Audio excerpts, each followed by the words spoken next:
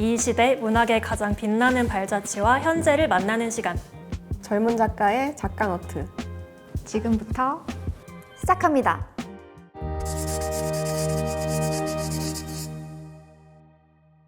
안녕하세요. 저는 문학동네에서 한국문학을 편집하고 있는 정은진이라고 합니다.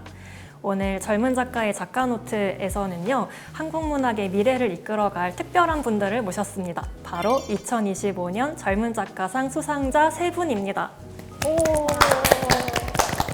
안녕하세요. 소설 쓰고 있는 백온효입니다. 영광스러운 자리에 함께하게 되어 기쁩니다. 안녕하세요. 저도 소설 쓰고 있는 성혜령이라고 합니다. 오늘 이런 자리로 독자분들과 만나 뵙게 되어 매우 기쁩니다. 안녕하세요. 현호정입니다. 오늘 불러주셔서 감사하고 좋은 작가님들과 함께 이야기 나누는 시간 기대됩니다. 젊은 작가상이 매해 7분의 수상자를 선정을 하잖아요.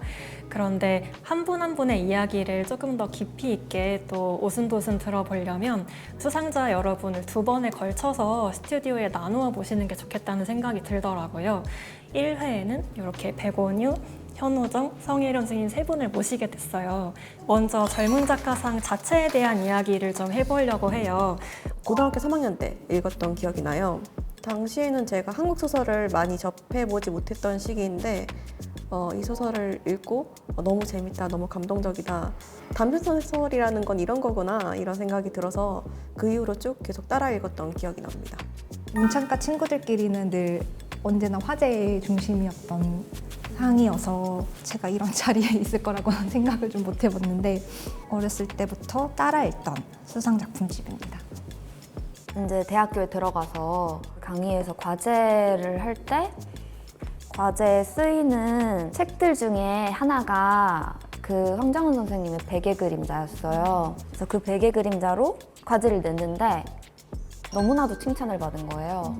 그때 이제 젊은 작가상 수상자셔가지고 그래서 그때 양산표기로 처음 접했던 기억이 나요. 독자로서 바라보던 그런 상을 직접 받게 되셨을 때 기분이 엄청 남달랐을 것 같다라는 짐작도 되는데요. 제가 막 전화를 돌리거든요. 그 수상 소식을 처음 접했던 순간 어떤 것을 하고 계셨고 그 당시의 기분은 어땠고 생생한 어떤 현장에 대해서 독자분들께 조금씩 나눠주시면 재밌을 것 같습니다. 제가 원래 모르는 번호를 안 받아요. 편집자님께서 젊은 작가상 수상 관련 회신 부탁드립니다. 뭐 이렇게 남겨주셨어요. 그래서 이미 전 깨달았죠. 아, 수상을 했구나. 그래서 기쁜 상태로 편집자님과 통화를 했고 와 대박이다 그랬던 기억이 나고요. 저는 늦잠을 잤어요. 그래서 일어나자마자 그 메시지를 본 거예요. 딱 그 미리 보기에 젊은 작가상 관련해서 연락드렸다 해서 이거 관련해서 그럼 빨리 이야기를 해야 될 텐데 이런 느낌으로 문자를 드렸나? 그랬던 것 같아요. 이번에 수상 소식을 연락을 돌리면서 다음번에는 오전에 연락하지 말고 조금 기다려서라도 오후에 전화를 돌리기 시작해야겠다라는 새로운 다짐을 했는데요. 그래도 성희롱 쌤은 제 전화를 받아주셨던 걸로 기억해요. 네, 저는 편집자님 전화번호가 있었어요. 그래서 바로 받았고 되게 놀랐었던 기억이 나고 이게 맞나? 정말 이거를 좋게 보신 게 맞나? 이런 생각을 되게 오랫동안 가지고 있었어요. 그러면 이제 본격적으로 올해 수상작들에 대해서 좀 더 깊이 있게 이야기를 나눠보려고 해요. 올해 대상 수상작을 쓰신 백온유 선생님부터 수상작 반에 반에 반에 대해서 소개를 해주신다면요?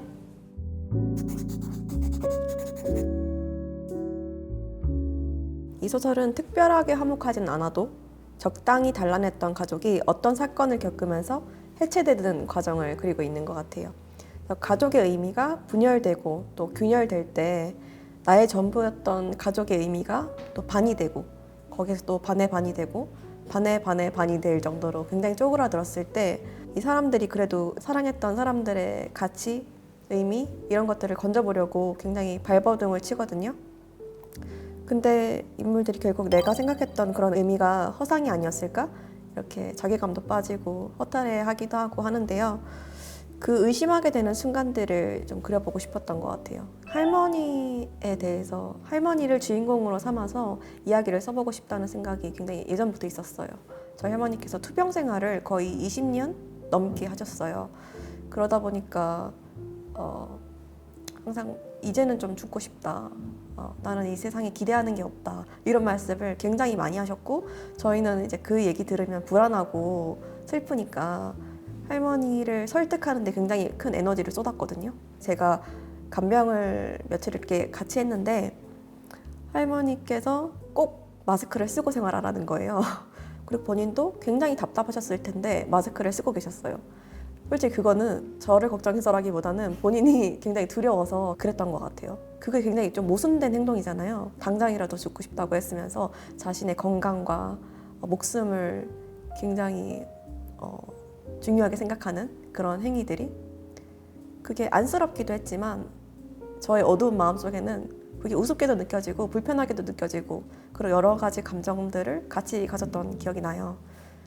나이가 들면 들수록 더 그런 것 같다, 모순적인 행동들을 하게 되는 것 같다라는 생각이 들어서 그런 멋들어진 할머니에 대해서 한번 이야기를 해봐야겠다 생각을 해서 이 영실이라는 인물을 만들어냈는데 할머니를 주인공으로 한 소설을 쓰게 되어서 좀 기쁘다.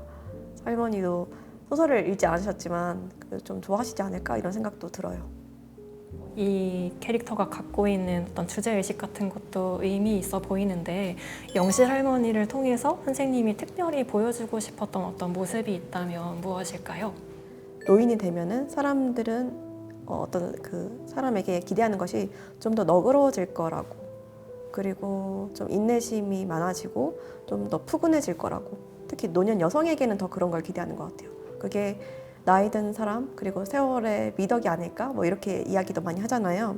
이 캐릭터를 통해서 보여주고 싶었던 것은 그 체력과 정신력이 떨어진 자신의 자리를 제대로 지켜내지 못한 이 노인 여성이 얼마나 허약해질 수 있는지 얼마나 좀 나약해질 수 있는지 이런 것들을 드러내고 싶었던 것 같아요. 선생님께서 작품으로 하고 싶었던 어떤 주제의식에 담겨있는 문장을 좀 읽어주실 수 있을까요? 수경이 아무렇지도 않게 엄마, 엄마 하고 부를 때 영실은 마음이 충만해지는 것을 느꼈다. 집에 올 때마다 이렇게 제가 오기 전에 다 해치워버리면 저는 뭘 해요? 놀고 먹나요? 불평 아닌 불평을 늘어놓으며 툴툴거리는가 하면 어느 날은 발코니에 놓인 화분들을 빤히 보기에 가지고 싶은 것이 있으면 가져가라고 했더니 손사래를 치며 말했다. 딱 봐도 엄마가 정성 들여 키우신 건데 어떻게 그래요? 그러더니 며칠 후 모종삽과 화분을 가지고 와서 알로에 새끼를 번식시켰다. 뿌리가 상하지 않도록 칼로 깔끔하게 도려낸 후 자갈과 마사토를 깐 화분에 조심스레 옮겨 심는 손길이 예쁘고 단정했다.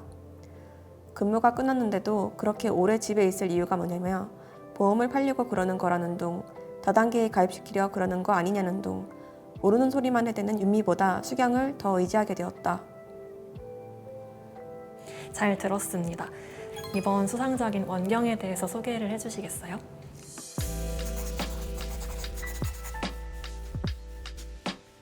원경은 자신이 암에 걸렸다는 사실을 알게 된 남자가 전 여자친구를 찾아가는 이야기인데요.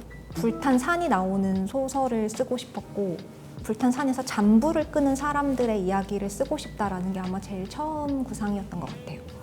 그러니까 암을 진단받은 그 당일의 어떤 남자의 심정 같은 것은 제가 암 환자였기 때문에 제 과거에서 어느 정도 끌어올 수 있다는 생각이 좀 있었고 익숙한 소재였고 암은 그래서 그런 것들이 모여서 이 이야기가 된 것 같습니다. 불탄 산을 써보고 싶다라는 그 마음이 좀 더 궁금해졌어요. 사실 최근에 막 산불도 막 많이 나고 되게 피해가 컸던 게 맞물리면서 원경을 다 편집을 끝내고 나서 이제 다시 읽는 그 마음이 또 편집하기 전이랑 또 다르더라고요.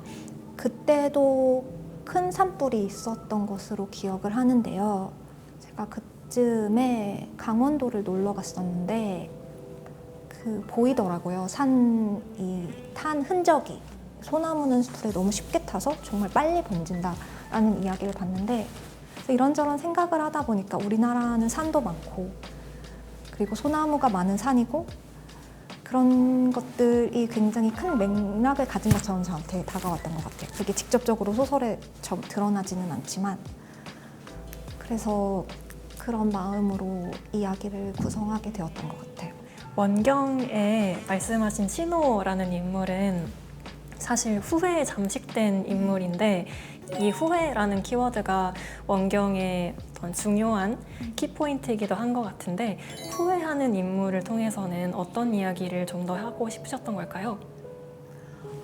후회라는 키워드를 짚어주신 게 되게 재밌는데요. 제가 항상 사후에 뭔가를 생각하는 사람이었던 것 같아요. 나중에 마음속에서 솟구쳐 오르는 말들이 항상 생기는 거예요. 그거는 이미 발화될 때도 놓쳤고 대상도 이제 없어요. 들어줄 대상도 없고 근데 지금 저한테만 남아있는 거죠. 그런 것들을 항상 마음속에 지니고 살아왔던 사람이었던 것 같고 그래서 저는 소설은 일종의 모든 이야기들이 그렇게 생겨나는 것 같기도 해요. 아무리 막 긴장감 넘치고 어떤 일이 일어날지 모르게 전개가 되어도 기본적으로는 사후에 쓰여지는 이야기들이고 쉽게 발화되지 못하는 말들이 남아있는 것들이 계속 저를 쓰게 하는 것 같거든요. 그런 의미에서 후회하는 인물은 저랑 되게 닮은 인물인 것 같아요. 그러면 선생님께서 원경을 통해서 하고 싶으셨던 이야기의 어떤 핵심이 담겨있는 문장이 있다면 그 부분을 낭독을 한번 들어볼까요? 신호는 원경과 4년을 만나고 헤어졌다. 원경과 함께 와인을 마시고 누워 서로를 조용히 더듬고 있던 중에 원경이 혹시 내 가슴에서 뭐가 만져지면 알려줘 라고 말했기 때문이었다. 원경의 어머니 쪽 집안 내력이라고 했다. 유방암이. 어머니도 여러 번 재발한 유방암의 후유증으로 돌아가셨다는 이야기도 그때 했다. 그 이야기를 듣고 신호는 어쩔 수 없이 상상했다. 결혼 후 원경이 암에 걸린다. 가슴을 절제하는 수술을 받는다. 신호는 모든 일을 제치고 병원에 있어야 할 것이다. 원경은 어머니가 안 계시니까. 항암 치료로 원경이 수척해진다. 신호는 원경을 돌보기 위해 요리도 배울 것이다. 몇 년간은 정기검사를 함께 다니며 괜찮다는 의사의 말을 듣고 안도한다. 그러다 다시 이 모든 일이 반복된다면 정말 기꺼운 마음으로 원경을 돌볼 수 있을까? 원경의 병을 지겨워하지 않을 수 있을까? 유전자 문제로 발생하는 암은 끈질기고 예후가 좋지 못하다는 것을 신호는 알고 있었다. 이런 상상을 해버린 이상 원경과 관계를 계속 이어갈 수는 없었다. 한 사람을 사랑하는 일이 그 사람이 가지고 있는 여러 문제들과 그 사람이 가지고 올 불확실한 미래까지 기꺼이 받아들여야 하는 일이라면 신호는 지금까지 누구도 사랑해 본 적이 없었다. 앞으로도 누군가를, 심지어 자기 자신조차 사랑하기란 불가능할 것이었다. 읽어주신 내용 잘 들었습니다. 그러면 현호정 선생님 차례인데요.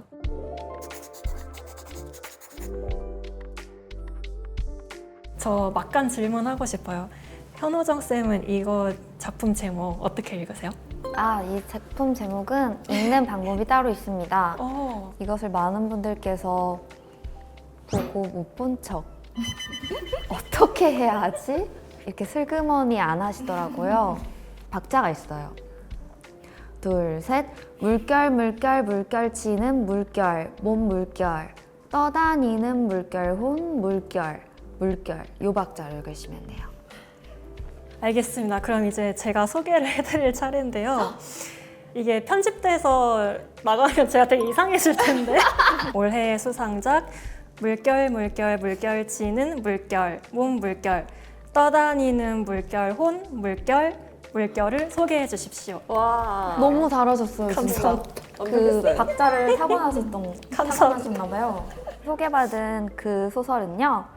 지구에 빙의된 사람이라는 상상력에서 출발하는데요.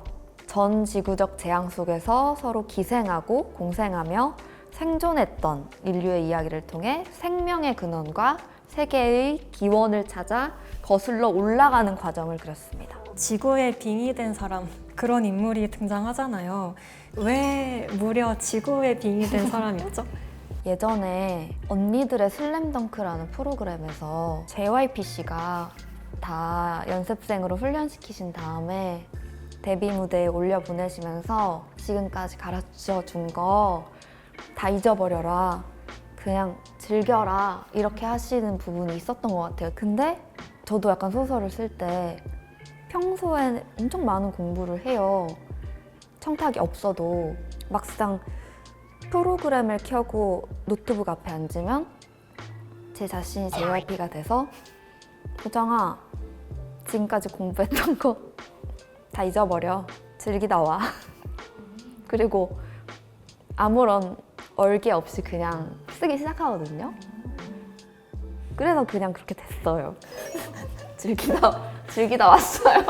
제가 막 소리내서 읽지 않아도 옆에 어떤 소리꾼이 한 명이 앉아서 제가 제 귀에, 옆에서. 네, 이렇게 뭔가 직접 들려주듯이 읽는 것 같은 요 서술 방식과 문체에도 공을 많이 들이셨을 것 같은데, 처음 쓰실 때도 설정이 이렇게 되어 있었는지 아니면 어떤 고민을 거쳐서 지금의 형태로 만드셨는지 궁금해요.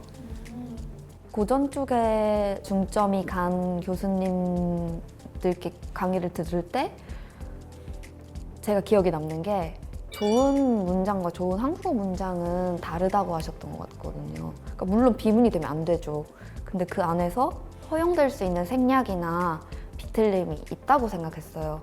그러면 거기서 운율이 형성되고 시적인, 노랫말적인 그게 되고, 그럼 그 안에서 언어가, 문장이 생명력을 가지게 되고, 그러면은 말씀하셨던 것처럼 그냥 읽어도 들리는 글, 뭔가 만져지는 글, 이런 거를 추구하거든요.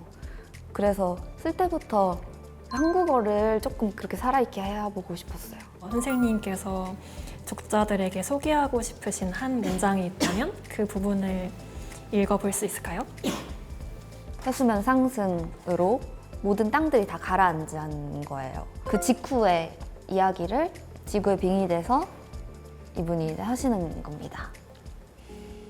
남아있던 모든 땅들 가라앉는데 고작 하루. 인간들이 챙긴 음식 있었게요, 없었게요? 있었는데 대부분이 물에 녹아 사라졌고, 사라지지 않았어도 먹을 수가 없게 됐죠. 사실상 뱃속에 넣어가는 편이 생존에 더 힘됐을 텐데 또 막 범람하고 붕괴하고 그런 와중에 뭐가 입에 들어갔을까요? 퍽이 나요. 퍽이나 떡이나 넘어갔어도 허우적거릴 때 도로 또다시 다 나왔을 테고, 짧게 말해 없었다 이겁니다. 먹을 거, 몸 안에도 몸 밖에도. 살아있던 모든 것 멸종한 뒤라 물리적으로 싹 걷어간 자리 수채 채로 쳐서 훑어간 데를 방류된 화학물질이 거꾸로 한 번 더 태운 보람 쏠쏠하여서 여지 아주 없었고 많았어도 그래.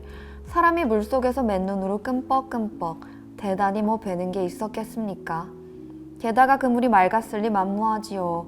기원 후부터 2500년 넘게 쌓인 쓰레기들이 이제 뭐 국적도 없겠다. 가격표 떼고 골고루 흩어져 조각나 부서져 순환하다 엉겨붙고 녹아들고 빛 반사하면서 바다 전체를 로맨틱한 분위기의 베스밤이 녹아든 밸런타인 욕조처럼 미끌미끌하고 반짝반짝하게, 무엇보다 새카맣게 만들었으니까요. 우리는 당신이 생각하는 바다가 아니라 그것 안에 잠겨 살았다는 사실을 유념해 주기를. 둔해지는 감각도 시각만은 아니었겠죠.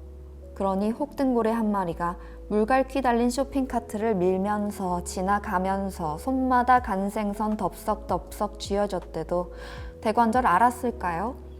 해피 해피 해피 태평양 하는 식의 홍보 노래가 울려 퍼졌대도 당시 인간들 대부분 몰랐을 거예요. 참 더러운 바다, 더러운 바다였습니다.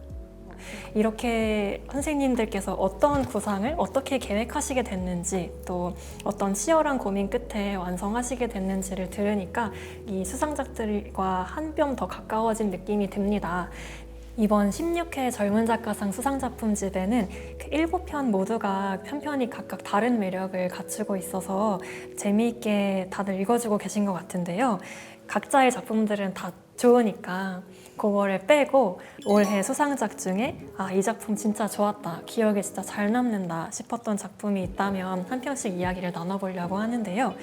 저는 강보라 작가님의 바우어의 정원 골라왔습니다. 현호정 쌤은요? 서장원 선생님의 리틀 프라이드. 저희 성희룡 선생님이랑 겹치는 것 같아요. 취향이- 바우어의 정원. 네.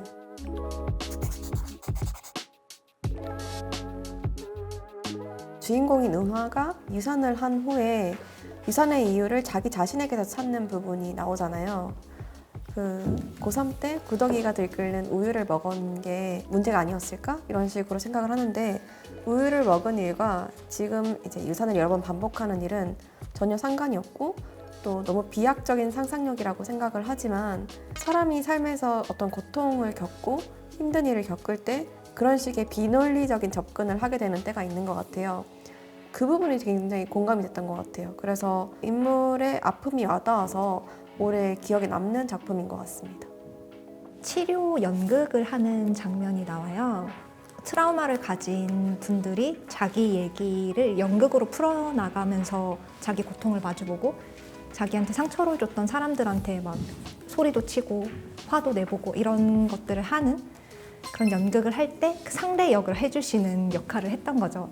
어떤 사람들이 자기의 고통이나 자기의 트라우마에 대해서 말할 때 힘들어하는 것도 있지만 한번 몰입하면 되게 희열에 찬 얼굴을 한다는 거예요. 굉장히 자기 고통에 몰입하고, 어떤 사람이 고통받았다고 나는 뭐 피해자고 아프고 힘들어에서 그치는 게 아니라 이 사람이 이거를 소화하고 자기의 이야기를 말하고 소통할 때 되게 다양한 방식이 있을 수 있는데, 저는 그 중에 하나가 자기의 고통에 집착하는 거라고 생각을 해요. 저도 약간 그런 면이 분명히 있었고, 고통을 겪는 사람들이 자기 고통에 몰입해 가는 어떤 장면들을 짚어준 장면이 저는 되게 인상 깊었던 것 같아요.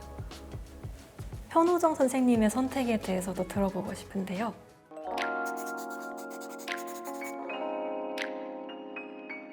사실 소설에 대한 이야기는 아닐 수 있는데, 처음에 저희가 젊은 작가상 받았을 때 그 언론에 기사가 나갈 때 전원 여성 수상자 이렇게 해서 나갔거든요. 저는 그때 서장원 선생님의 리틀 프라이드가 무슨 소설인지 몰랐거든요. 근데 거기 제시된 소개로만 봤을 때 어쨌든 이건 트랜스젠더에 대한 이야기고 디스포리아에 대한 이야기일 것 같은데, 그 이야기 수상작의 내용과 그 내용이 담고자 하는 메시지와 이 지금 기사에서 드리고자 하는 어떤, 그래도 굉장히 좋은 인파워링이죠. 그 메시지가 안 맞잖아, 어긋나잖아, 그리고 내가 여자라고 내가 말한 적이 없는데 왜 내가 여자라고 생각하시지? 약간 이런 거에서 되게 놀라서 여기 있는 소설들 중에 제일 먼저 찾아서 읽어본 게 리틀 프라이드고, 그래서 저한테는 이번 수상 작품집에서 어떤 대표 이미지 같은 걸로 각인이 된 게 리틀 프라이드예요. 젊은 작가상 수상작품집의 최고의 상차는 걸을 타선이 없다, 이런 리뷰들인 것 같아요. 젊은 작가상 수상작품집에 실린 작품들이 매력이 다 하나하나 다양하고 서로 각기 다른 장점을 뽐내고 있어서 아마 독자분들이 갖고 계신 여러 취향을 만족시킬 수 있었다라는 뜻인 것 같은데, 올해도 그 이야기를 자주 듣는 것 같아요. 여기에 모시게 된 세 분 선생님들도 크게 되실 거다라는 기대를 감히 해보면서 마무리를 해보겠습니다. 지난 1회부터 15회까지 역대 수상작들 중에서 정말 인상 깊게 읽은 혹은 지금까지의 작품 활동에 영향을 준 좋은 작품들이 마음속에 하나씩 있으실 것 같은데, 그 작품들 이야기를 들어볼까 해요. 제가 골라온 소설은 제 5회 수상작인데요. 2014년 황정은 소설가님의 상류 앤 맹금류입니다.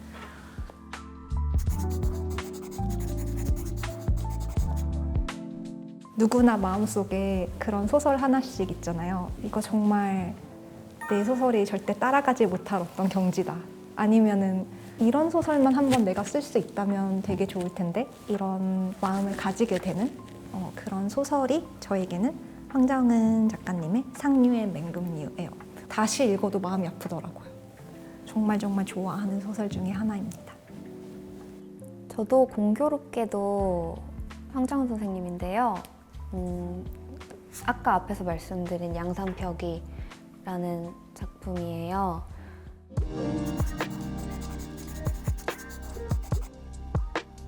저는 늘 되게 어떤 지고한 것, 숭고하고 어떤 본질적인 것, 삿되지 않은 것, 이런 것들을 추구해 왔던 것 같아요. 뭔가 그러고 싶었던 것 같아요. 왜냐하면 전혀 그럴 수 있는 상황이 아니니까. 그게 되게 자연스럽게 일상적인 것들에 대한 어떤 싫은 마음, 미워하는 것, 지겨워하는 마음으로 좀 연결됐던 것 같아요. 어떻게 보면 사춘기가 늦게 온 건데, 근데 양산표기는 다시 나의 일상을 구성하는 것들, 지리멸렬한 그것들을 내가 얼마나 사실은 사랑하는지를 깨달음의 감각으로 남아있어가지고 저한테는 좀 진일보가 됐죠. 네. 굳이 하나를 꼽으라고 하시니까 대상 수상자 이 물속 골리앗을 꼽았는데요.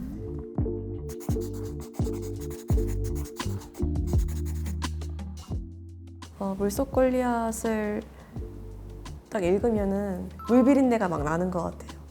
그 오염된 물들이 막 흘러가는 소리도 들리는 것 같고 굉장히 감각적인 표현이 많아서 이 소설의 제목을 떠올리는 것만으로도 그때 제가 느꼈던 그 다양한 감각들이 같이 밀려오는 것 같거든요.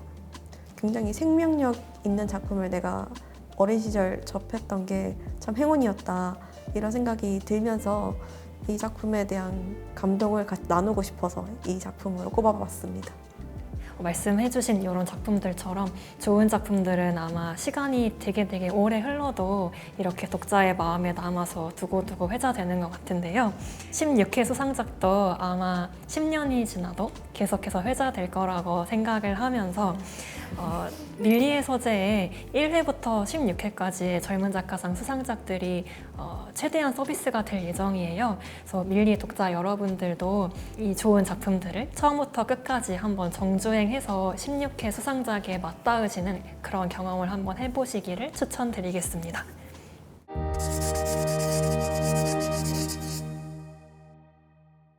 네, 이번에는 조금 특별한 시간을 가져보고자 합니다. 이름하여 젊은 작가 인터뷰입니다. 다른 선생님들께 어떤 질문을 품고 계셨고 어떤 이야기를 듣고 싶은지 미리 좀 생각을 해와 달라고 말씀을 드렸는데요. 지금 앉아 계신 순서로 성혜령 선생님이 현호정 선생님께, 현호정 선생님이 백원유 선생님께, 마지막으로 백원유 선생님이 성혜령 선생님께 이 순서로 질문을 해주시고 서로 이렇게 답변을 해주시면 될 것 같아요. 제가 궁금했던 게 작가님은 어떤 책을 어떻게 고르시고 어느 방식으로 읽으시는지, 뭐 책을 선정부터 읽으시는 방법까지. 저는 책을 제가 막 고르는 시간은 별로 없는 것 같고요. 인연 닿는 책들을 그냥 읽는 것 같은데 점점 더 오래된 책들을 많이 읽는 것 같아요. 침대가 있으면 바로 앞에 그 경들은 들으라 존이 있어요. 그 경들은 들으라 존에는 성경, 불경, 시경, 그리고 산해경까지 이렇게 거의 그 4권 안에서 놀고, 그리고 이제 어떤 것이 궁금해질 때 있잖아요. 그냥 인연이 닿는 책들을 찾아서 읽는 것 같고요. 그럼 이제 제가 질문할 차례인가요? 저는 백원유 작가님께 질문 드리고 싶은데요. 혹시 본명이신가요? 네, 본명입니다. 네. 성함을 처음 들었을 때 작품이랑 정말 잘 어울린다고 생각했어요. 어린 시절부터 평생을 온유라는 이름으로 사신 거잖아요. 저? 그것이 삶에 전반적으로, 그리고 작업할 때의 가치관에 영향을 미치셨는지 그런 게 궁금해요. 오히려 작가가 된 후에 하게 되는 것 같아요. 작가가 된 후에. 또 한편으로는 저는 소설을 쓰면서 굉장히 그 위약적인 인물이라든가 미워할 수밖에 없는데 또 완전히 미워하기에는 저 세상 밖으로 추방하기에는 뭔가 안쓰러움이 느껴지는 그런 인물들을 쓰려고 노력을 해왔거든요. 그러니까 인간의 복잡다단한 면, 입체적인 면 이런 것들을 쓰려고 좀 노력을 했던 것 같아요. 제 이름은 온유이긴 하지만 또 이런 뜻을 놓치고 싶진 않지만 그 인간의 이면에 대해서도 많이 생각해 보게 되는 것 같아요. 성희랑 작가님께 제가 하면 되나요? 그 작가님의 소설을 읽으면 언제나 미묘하게 좀 스산한 느낌이 들고 그 스산함에 매혹되어서 소설을 끝까지 읽게 되는 것 같습니다. 작가님 소설의 서스펜스는 플롯 단계에서부터 좀 계획된 것인가요? 아니면은 쓰다 보면 저절로 그런 요소가 들어가서 그런 서스펜스가 형성되는 것인가요? 처음 그 등단한 단편 소설 평에도 그런 서스펜스란 단어가 있었어요. 진짜요? 그래서 제가 심사평에서 그 단어를 보고 아, 내 소설이 나아가야 될 길이 이거구나. 약간 요걸로 뚫고 가야지 좀 뭔가 차별화되고 이 살아남을 수 있으려나 이런 생각을 좀 했었던 것 같아요. 턴을 주는 거는 계속 생각을 하는 것 같아요. 그러니까 전환되는 부분이 생기는 것.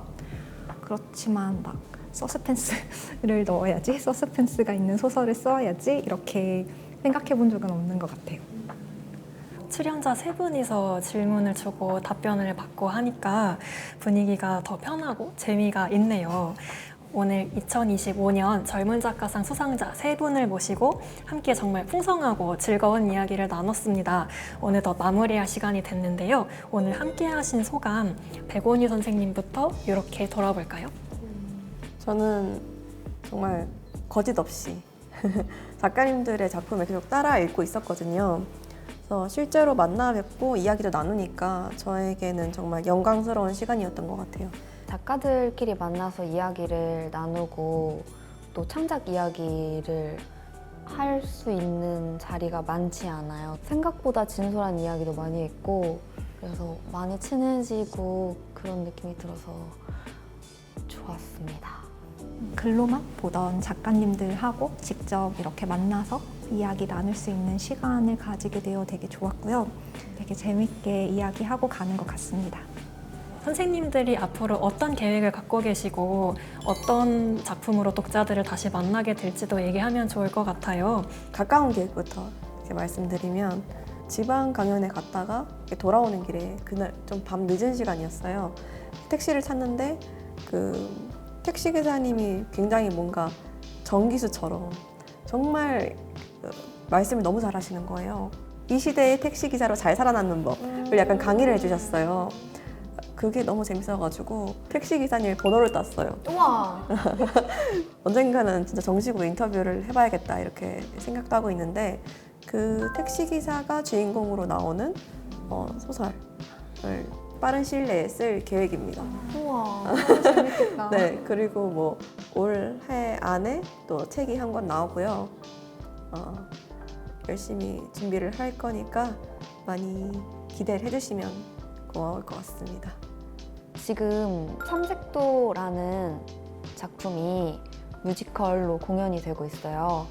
그게 단편으로 나온 거잖아요. 그래서 조금 볼륨을 키워서 장편 정도로 내는 것을 구상하고 있는데 아까도 말씀드렸다시피 저는 쓰기 전에 모르거든요. 뭘 쓸지.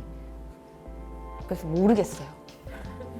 근데 어쨌든 책은 계속 나온다는 것입니다. 예. 저는 가장 최근에 그 주간 문학동네에 독재자의 오른발이란 소설을 발표했는데요. 그게 약간 이런 말 진짜 안 하는데 제 나름대로 최근에 썼던 소설 중에서는 제일 재밌게 썼던 소설이어서 혹시 관심 있으시면 찾아봐 주시면 감사하겠습니다.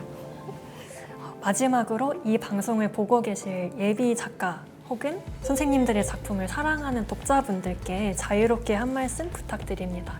젊은 작가상 수상작품집을 통해서 처음으로 저의 작품을 접한 분들도 계실 거고 이전에 발표한 작품들 먼저 보고 수상작품집에서 또 찾아주신 분들도 계실 텐데요. 어떤 독자분들이라도 정말 감사한 마음을 가지고 있다는 점 알아주시면 좋을 것 같습니다. 올해 새로운 책이 출간될 예정이니까 계속 기대 가지고 지켜봐 주시면 기대에 부응할 수 있도록 정말 열심히 작업하겠습니다. 감사합니다. 간에 도로 평안하시죠? 좀 일교차가 많이 크진 않은데 건강하셨으면 좋겠고, 제 소설이 그 어렵다는 오해를 많이 받아요. 근데 전혀 그렇게 많은 내용이 많은 의미가 숨어 있지 않고요. 그냥 실없는 이야기다, 재밌는 이야기다라고 생각하고 읽어주시면 감사하겠습니다. 저의 소설을 혹시나 지금까지도 꾸준히 봐주시고 좋아해 주시는 분들이 계시다면 저도 정말 감사하다는 말씀을 드리고 싶어요. 이런 말씀을 드릴 기회가 거의 없다시피 하지만 저한테는 제가 좋아서 쓴 어떤 이야기들을 같이 좋아해 주시는 분들이 있다는 것만으로도 되게 큰 위안이 되거든요. 그런 여러분들의 존재만으로 굉장히 큰 위로를 받고 있는데 시간 있으시면 좋다는 글 같은 거 아무데나 써주시면은 제가 다 검색해서 읽으니까 그런 점도 한번 말씀드려 보겠습니다. 감사합니다. 네, 오늘 좋은 말씀 정말 감사했습니다. 세 분의 빛나는 앞날을 젊은 작가의 작가노트가 함께 응원하겠습니다. 오늘 귀한 시간 내주셔서 감사합니다.